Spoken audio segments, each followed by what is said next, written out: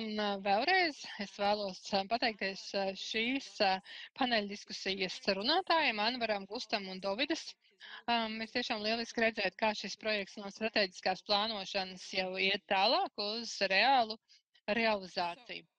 Un tagad nākamā daļa šodienas programmā būs ļoti interesanta. Un tā kā Rail Baltica projekts kopš tā brīža, kad tas tika palaists, tika uzstādīti jauni drošības, kvalitātes un citu jomu standarti. Un tāpēc Rail Baltica sistēma inženierijas komanda vēlas jūs iepazīstināt ar starptautisko labo praksi, kādā veidā tiek sistematizēti dažādas prakses un ietvari, lai nodrošinātu gludu un veiksmīgu projekta ieviešanu ar drošību kā primāro mērķi.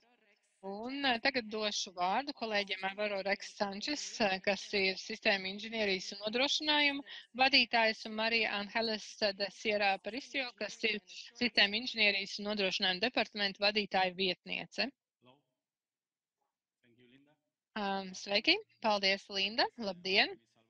Jā, mani sauc Alvaro Reksente, un es esmu sistēmas inženierijas vadītājs, un kopā ar savu kolēģi Marieru Deraselu mēs iepazīstināsim par sistēmu inženierijas metodoloģiju un nodrošinājumu. Tātad tas ir koncepcija, kas ir Rail Baltica projekta ieviešanai, koncepcija, kas ir tam izstrādāta, un balsoties uz to mēs arī plānojam izveidot demonstrāciju, ka sistēma ir atbilstoša prasībām un it īpaši attiecībā uz drošības demonstrēšanu.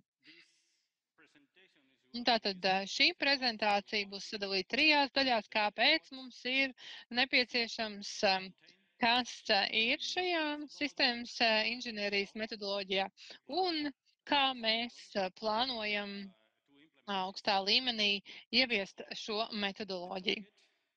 Tātad mērķis un ietvars un galvenais iemesls, lai ieviestu visus šos procesus, ir tas, ka mums ir nepieciešams ieviest integrētu, drošu, uzticamu un savstarpēji darbināmu dzelzceļa sistēmu, un mums nepieciešams demonstrēt to, mums nepieciešams standartizēti pierādījumi, ka šis ir sasniegts.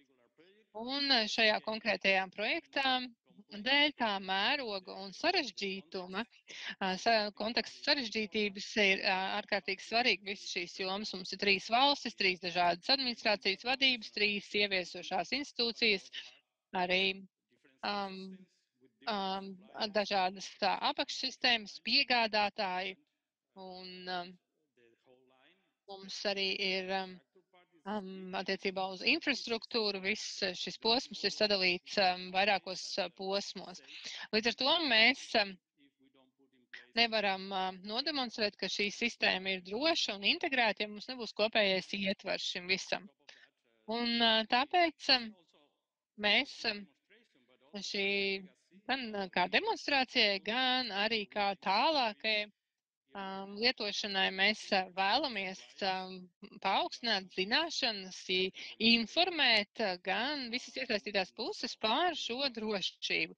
Un līdz ar to mums būs sistēma, kur mēs saskaņā ar dotajām prasībām, un mēs papildus tātad nodrošināsim atbilstību gan vietējām, gan Eiropas Savienības likumdošanām, un mēs spēsim nodrošināt vienotu un tādu visam atbilstošu sistēmu. Tātad kāpēc tas ir nepieciešams? Tā atbilde ir saistīta ar drošību, kas ir obligāta, protams, tas ir pašsaprotami.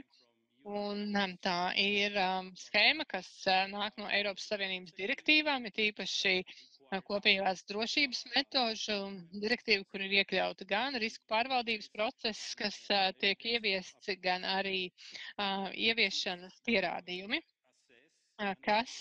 ko izvērtē un pārbauda neatkarīgs certificēta institūcija, kas arī pēc tam izdod ziņojumi kas pēc tam tiek iesniegts vietējām drošības institūcijām, lai būtu gatavi tātad arī attiecīgi uzsākt dzelzceļa līnijas darbināšanu.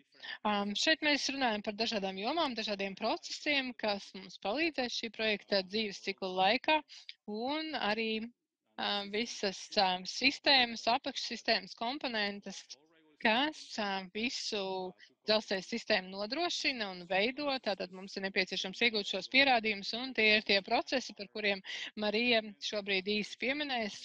Tātad konfigurācija, vadība, saskarņu nodrošināšana, pārbaudīšana un arī projektēšanas un būvniecības procesa šī vadība, drošība. Un šo visu ņemot vērā, mēs izveidosim demonstrāciju pār risku pārvaldīšanas procesu un visbeidzot arī pār darbības uzsākšanu un iespējamo certifikāciju visai jomai. Un tagad es dodu vārdu jums, Marija, lai jūs detalizētāk tālāk pastāstīs. Paldies!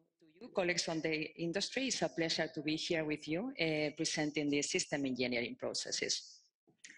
As Alvaro mentioned, the structure of the... Kā Alvaro pieminēja, tad visas prezentācijas struktūra ir balstīta uz 3 galvenajiem jautājumiem, un tagad mēs saprotam, kāpēc mums ir nepieciešama sistēma inženierijas procesi, un nākamajā solī mēs sapratīsim to, ko mēs ieviešam, un kā mēs to darām, kā mēs veicam ieviešanu, kā mēs, piemēram, arī sistēma inženieru procesu vēršamies pret kādiem konkrētiem izaicinājumiem. Piemēram, kas ir šo procesu piemērojamības tvērums? Sistēma inženierijas process ir pavisam noteikti tā centrālā daļa ar sistēmu. Mums ir dzelzceļa sistēma, tieši tāpat kā Eiropas likumā tas ir aprakstīts vai likumos. Normatīvajos aktos tas ir dažādi elementi, dažādi infrastruktūras objekti, tas ir viss, kas ir mums šajā projektā. Kāpēc es uzsveru infrastruktūru? Ir tāpēc, ka mēs šo sistēmu inženierijas procesu ieviesim arī infrastruktūru daļās un projektos. Un, ja mēs domājam par drošību, kas ir mūsu galvenais mērķis, tad mēs arī domājam par tādas apakšsistēmu darbībā, bet tas nav tikai par tām, jo mums ir jānovērtē konkrētā risku vadības sistēmas ietvaros, un tieši tāpēc tas ir arī mūsu mērķis. Mēs tās arī veidzam un noslēdzam projektus, un tas ir saistīts ar, un es gribu arī pateikt par to, ka tas ir pārvaldībā atbilstošā. Tas ir, ja mēs runājam par tvērumu. Otrkārt, kas ir šie galvenie pīlāri, par ko mēs interfejsā arī ieviesim, kas ir ietverts sistēma inženierijas procesos, lai varētu nodrošināt to, kā procesi ir arī atbilstošai drošības līmenim, ir atbilstoši. Un tad ir dzīves cikla modelis, tieši tāpat globāli Rail Baltica. Otrais pīlārs ir ļoti svarīgi sasniegt kopējus mērķus un kopējus standartus, kā mēs to nodrošinām mūsu projektā, tāpēc, ka mums ir arī CCSN un lielākā daļā materiālu piegādes līgumos mums ir vieni un tie paši piegādātāji, tieši tāpat arī mums ir izstrādātas konkrētas vadlīnijas, un tās ir apstiprināts ar RBR un DIB, bet tas nav tikai attiecībā uz atbilstību likumam un arī jāparaksta mūsu piegādātājiem vai drošības demonstrācijas ir jāatbilst noteiktajām vadlīnijām, kādas ir izstrādātas. Trešais pīlārs ir šī te droša pieeja. Mums ir globāls plāns visam projektam. Tas nozīmē, ka mums ir kopēji drošības un riska pārvaldības metodoloģijas pārvaldes visā projektā standarti. Mums ir kopējas operatīvās koncepcijas, viena tā pati sistēmas definīcija un sistēmas arhitektūra, kas ir saistīta ar produktu un infrastruktūru. Atbilstība prasībām viens funkcionālā arhitektūra ar schēmas infrastruktūrām tādā veidā, ka mums ir tāds kā standarts vai specifikācija visā projektā, ko mēs varam arī tajā ieviest. Un, ja mēs runājam par dzīves ciklu, tad to jau pirmās 5 dzīves cikla sadaļas aptver, un mums ir jāsaprot, ko mēs darīsim, lai ieviestu sistēmu inženierijas procesus dzīves ciklā turpmāk. Nākamais tieši tāpat, kā mēs zinām, ir projektēšana, dizains, ražošana, uzstādīšana, ieviešana, jeb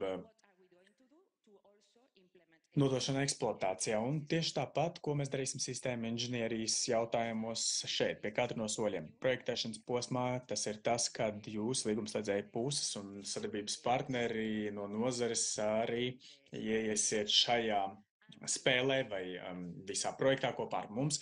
Un jūs veicat to, kur jūs esat tātad eksperti. Tas, kas mums ir nepieciešams, ir izveidot tādu mehānismu, kā artikulēt kopā sadarbībā ar jums, lai mēs varētu kopīgi apgūt datus, kas vēlāk ir nepieciešami, piemēram, drošības demonstrācija. Kas ir tie dati, ko mums ir jāiegūst? Ir dati par ieviešanai pakļautajām standartiem, status par to, ka šis darbs ir izpildīts. Otrkārt, mums ir jāievāc vēsturi, ne tikai dati un pierādījumi, bet arī vēsturi par to, kā tas tika darīts, kaut kāds arhīvs, ne tikai secība, bet arī jāsaprot, lai mums būtu skaidrība par to, kas projektā konkrēti ir veikts, kas ir, kādi bija iepirkumi, kāpēc risinājumi vai kādi izaicinājumi, kā tie tika atrisināti un tā tālāk. Tas viss ir daļa no prasību procesā arī ar drošības demonstrāciju atbilstošo. Un tās ir visas tās lietas, kuras mums ir jāievieš procesā. Tāda mums ir nepieciešami atbalsta rīki pārvaldībā, aktīvu pārvaldībā un dokumentācijas pārvaldībā. Un to visu regulē procesi konkrēti.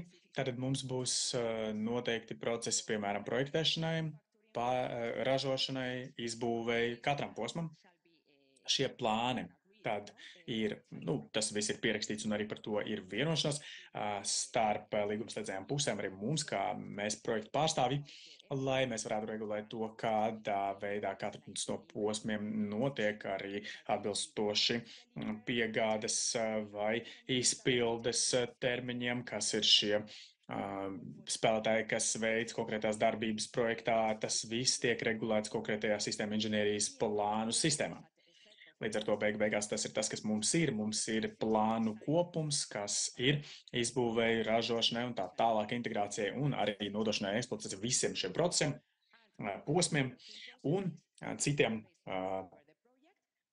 attiecīgajiem un paplašinātā nozīmē procesiem, verifikācija, validācija, konfigurācijas pārvaldība un tā tālāk. Un apkalpošanu cita. Tas ir tas attiecībā uz to, kas mums ir jāievieš. Bet tagad es aiziešu pie tā posma, kā to darīt. Ja mēs domājam par metodoloģiju, tad ir jāpaskaidro tas, ka kāds process mūs sagaida kā tāds. Tas ir procesa uzdevums ir ieviest konkrētu dzīves ciklu. Tātad mums ir jāievieš metodoloģija, lai mēs spētu to ieviest dzīves ciklā. Līdz ar to mums ir organizācijas, tas nozīmē tātad iesaistītās puses, kas reāli darīs darbu, mums ir aktivitātes, konkrētas aktivitātes, kas ir saistītas ar to, kas mums ir jāizdara.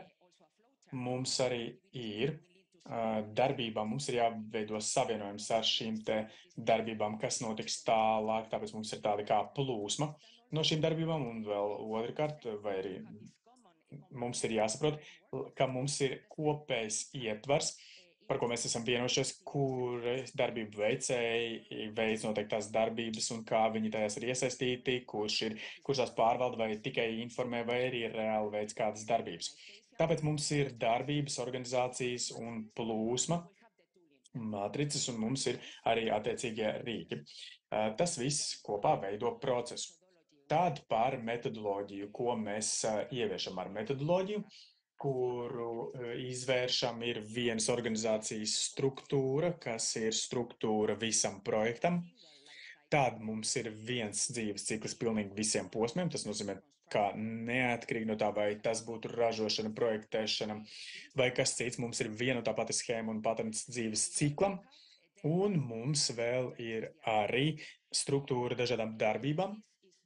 Un tas ir tas, kas ir vairāk specifiskāk jau, bet mēs jebkurā gadījumā redzam daudz kopīgu īpašību šajās darbībās, tāpēc, ka mērķis ir uzlabot pašu drošību.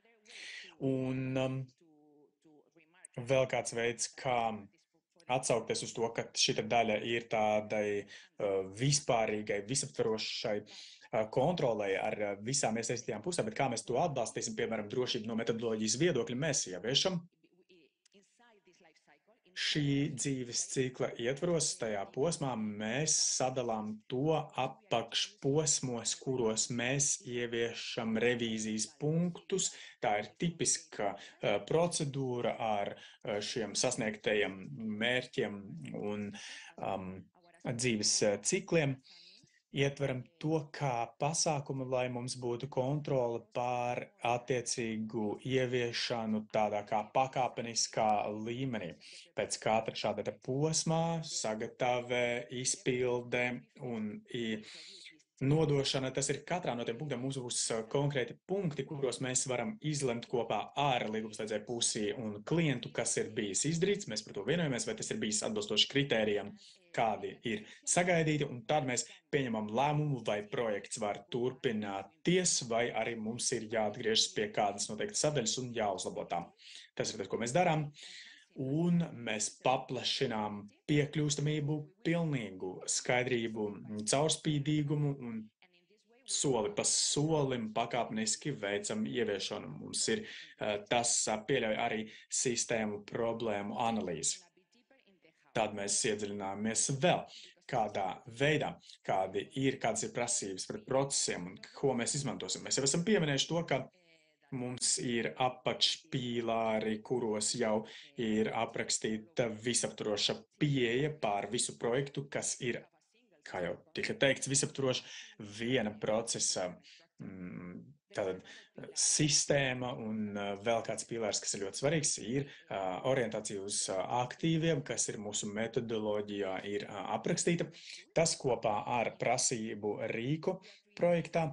Mēs tādā veidā veidojam kopīgu platformu, vienotu kopīgu platformu, kurā mēs varēsim redzēt aktīvus un konkrētos posmus, kas ir ieviesti. Mēs te tikai redzēsim specifiskus objektus ar prasībām. Attiecībā uz tiem būs specifiski, kā tie ir ieviesti konkrētajā objektā, un mēs to varēsim savietot ar jau konkrētu lokāciju.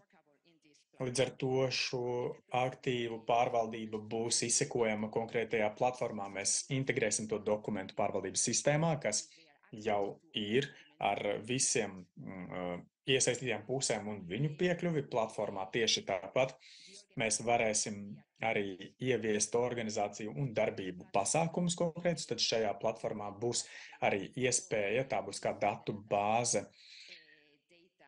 datiem un arī defektiem un ar tiem saistītiem risinājumiem un dažādiem bīstamības momentiem un riskiem. Tas ir unikāls rīku arī arhīvs, ko mēs varam izmantot vēlāk, lai atskatītos to, kā ir ieviests projekts un arī atskatoties uz to, nodrošināt visaptvarošu pieeju. Es arī uzdrošinos teikt, ka tā ir tāda kā platforma ar aktīvu orientāciju, datubāze, defektiem, izmaiņām, bīstamībai, pilnīga integrācija un validācija starp šiem punktiem ir unikāla pieeja visā nozarē.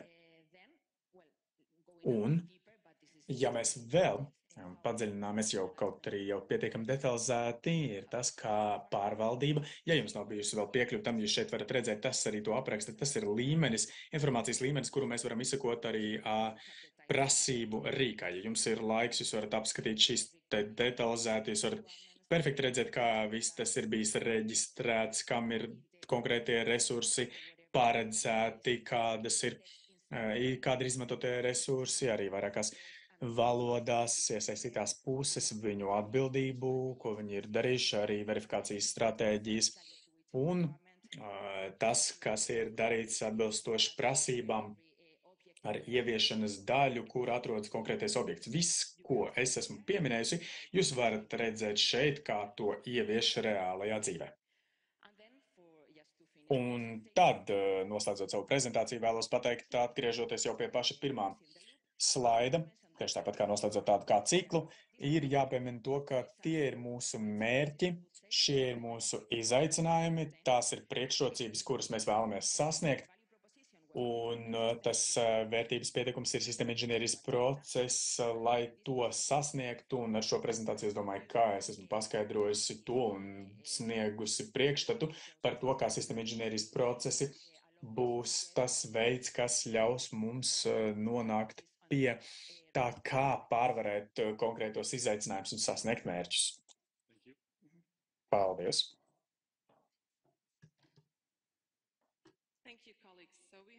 Paldies, kolēģi! Mums ir jautājumi, kas jau ir ienākuši jūsu prezentācijas laikā. Pirmais ir tāds ļoti praktisks jautājums. Ko nozīmē OBS un WBS, ko parādīja slaidā? Ko tas nozīmē? Ko nozīmē šī iesaistījuma?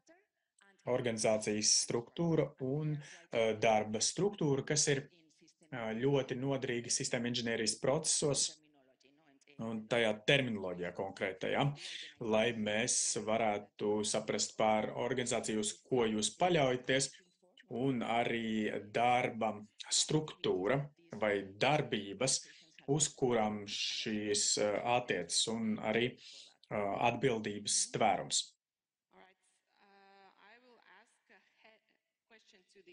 Pajautāšu vēl šī departamentu vadītājiem. Jautājums, jo man patīk arī provokatīvi jautājumi. Vai sistēma inženierija patiesībā kopē vairākas atbilstības novērtējuma un pārvaldības funkcijas, kuras ir aprakstītas likumā, vai nē? Pirmkārt, atbildēs reiz nē. Tas neduplicē vai nekopē šo procesu, nepārklājas. Tas nav kā novērtējumam. Ar šo metodoloģiju mūsu mērķis ir panākt. Kā jau teicu no paša sākuma, mums ir vajadzīgs iegūt standartizētus, konsekventu datu kopumu par novērtējumu, lai novērtējums var pozitīvi izdarīt secinājumu, ka sistēma un visas tajā iesaistītās puses un komponentes ir drošas, savstarpēji sastatāmas un integrētas, un tas nekādā veidā neduplicē vai nekopē, nepārklājas ne ar kādu regulējumu vai novērtējumu. Tas ir tas, kā projekts sava sarežģītības dēļ un sava tvēruma dēļ, kā minēts iepriekš, jau sasniegs kopējo mērķi.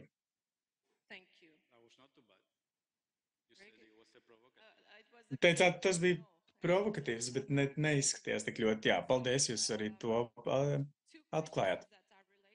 Divi jautājumi, kas ir savstarpēji saistīti, ir,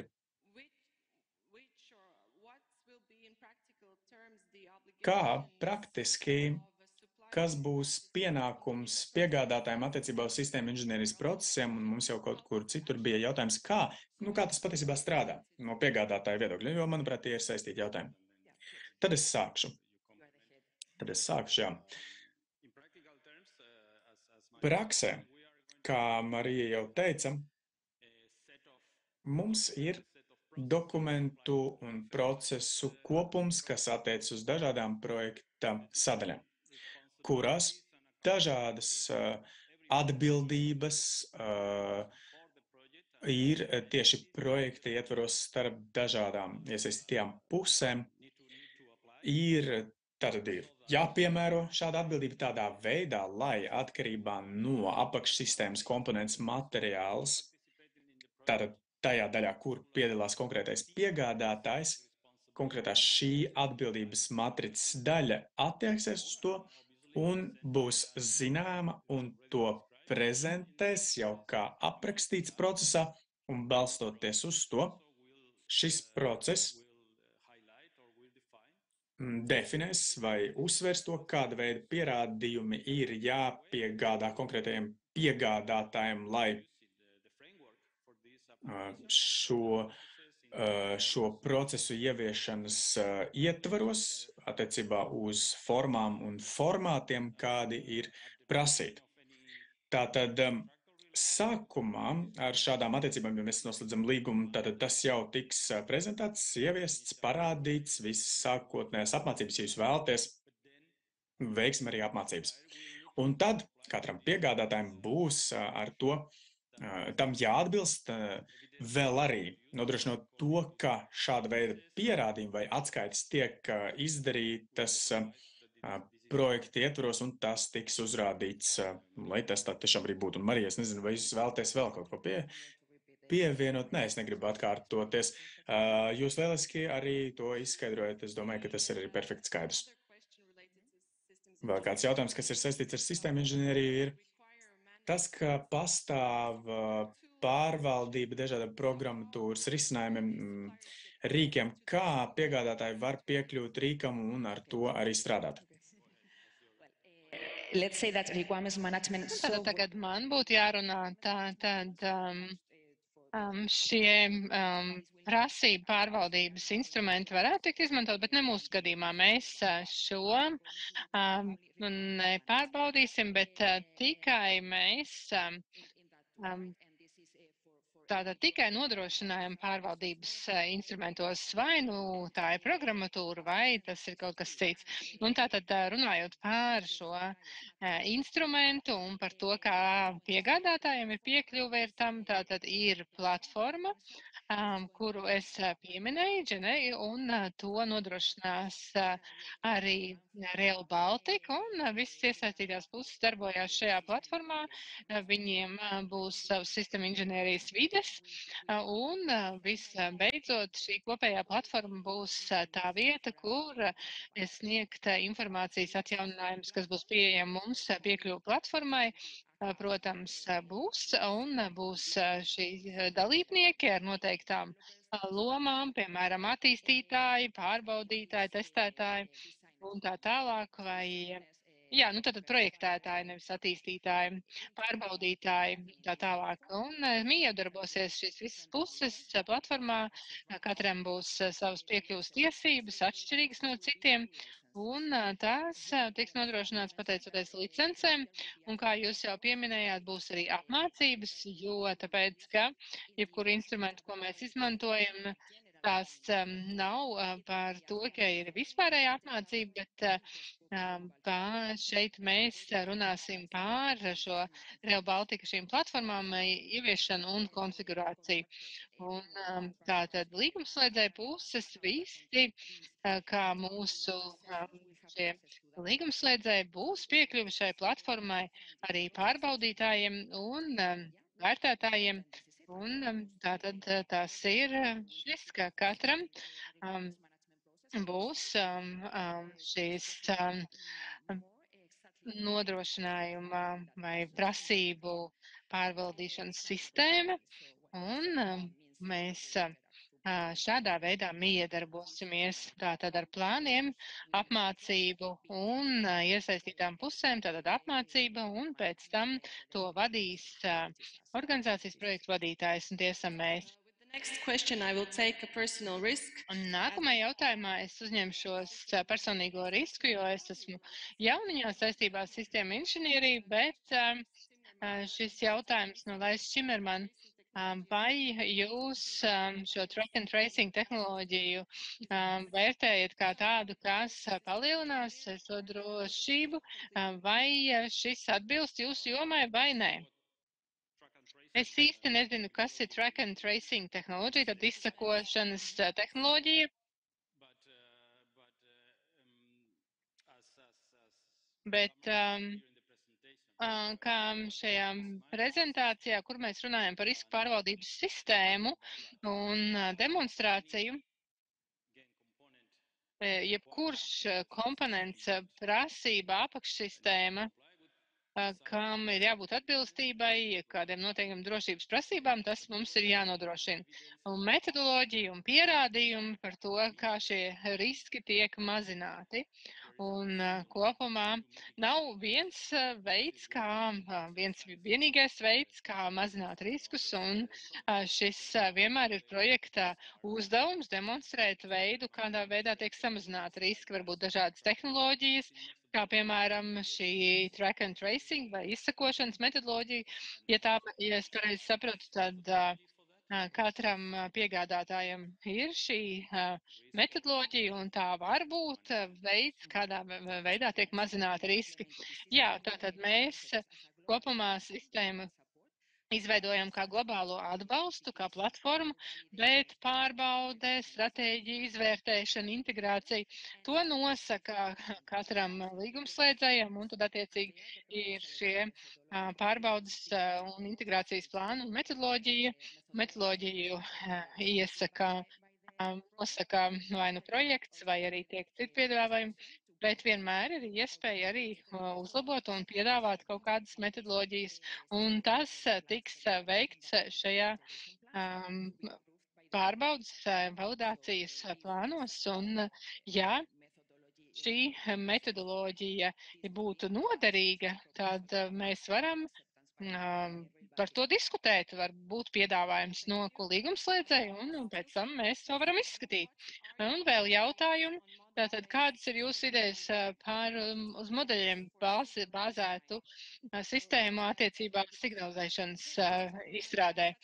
Jā, tas jau ir tās tehnoloģijas, ko mēs izmantojam projektējot, bet, kā jau mēs teicām, mēs runājam pār līgumslēdzēju pusi pēc būtības, un mēs šeit nestrādājam no nodrošinātāja puses. Mēs nenodrošinam projektus, mēs neesam projektu izstrādātāji.